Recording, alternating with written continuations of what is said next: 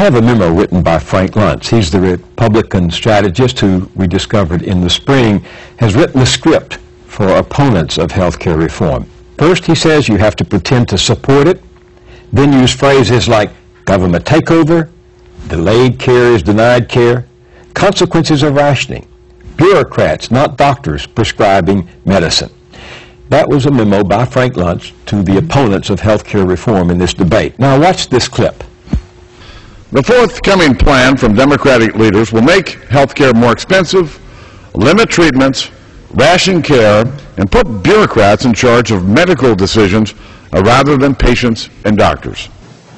Americans need to realize that when someone says government option, what could really occur is a government takeover that soon could lead to government bureaucrats denying and delaying care and telling Americans what kind of care they can have. Washington-run health care would diminish Americans' access to quality care, leading to denials, shortages, and long delays for treatment. How will a government-run health plan not lead to the same rationing of care that we have seen in other countries? We don't want to put the government, we don't want to put bureaucrats between a doctor and a patient. Why do politicians puppet messages like that?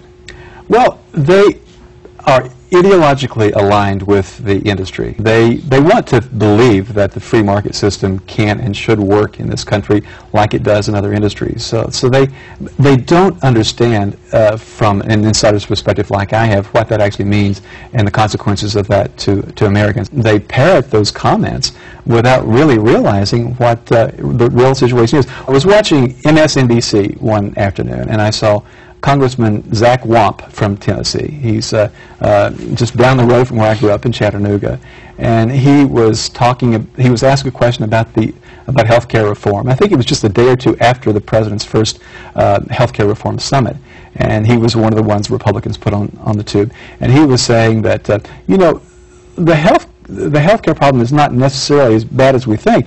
That of the uninsured people, half of them are that way because they want to go naked. Half the people that are uninsured today choose to remain uninsured. Half of them don't have any choice, but half of them choose to what's called go naked and just take a risk of getting sick. They end up in the emergency room costing you and me a whole lot more money. Use the word naked. It's an industry term for those who presumably choose not to buy insurance because they don't want to. They don't want to pay the premiums. Right. So he was saying that well, first of all, it was nothing like that. It was an absolute ridiculous comment. But it's an example of a member of Congress buying what the insurance industry is peddling.